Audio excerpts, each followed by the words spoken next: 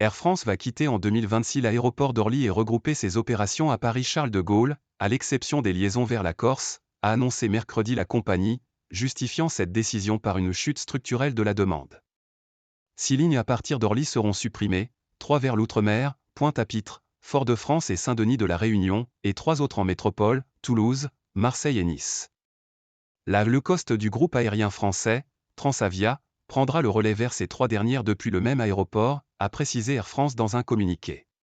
Transavia deviendra ainsi l'opérateur de référence du groupe Air France au départ de l'aéroport de Paris-Orly.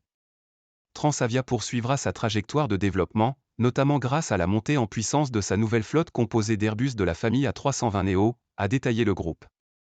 Air France-KLM a commandé fin 2021 pas moins de 100 Airbus A320 et A321neo, afin notamment de faire croître la flotte de Transavia France, équipée jusqu'ici de Boeing 737NG dont elle exploite 71 exemplaires.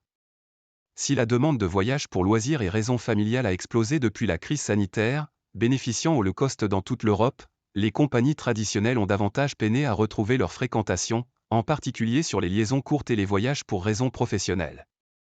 Le développement de la visioconférence, la réduction des déplacements professionnels sur le domestique et le report vers le train conduisent à une chute structurelle de la demande sur le réseau domestique. Accent grave. D'Air France, a justifié la compagnie, qui avait déjà récemment réduit son nombre de rotations quotidiennes entre Orly et Marseille. Entre 2019 et 2023, la baisse du trafic sur les liaisons domestiques au départ d'Orly est de moins 40%, et même de moins 60% pour les allers-retours journée, a révélé la compagnie, attribuant cette désaffection à l'effet conjugué des recommandations de sobriété et des politiques RCE, responsabilité sociale et environnementale, note de la rédaction, des entreprises. Ces chiffres sont cohérents avec ceux du gestionnaire des aéroports parisiens, le groupe ADP, qui lors des 9 premiers mois de l'année sur les liaisons intérieures, n'a retrouvé que 75,7% du nombre de passagers de la période correspondante de 2019. De son côté, Orly évolue légèrement au-dessus des niveaux d'avant-crise, à 100,3% des passagers de 2019 depuis début 2023.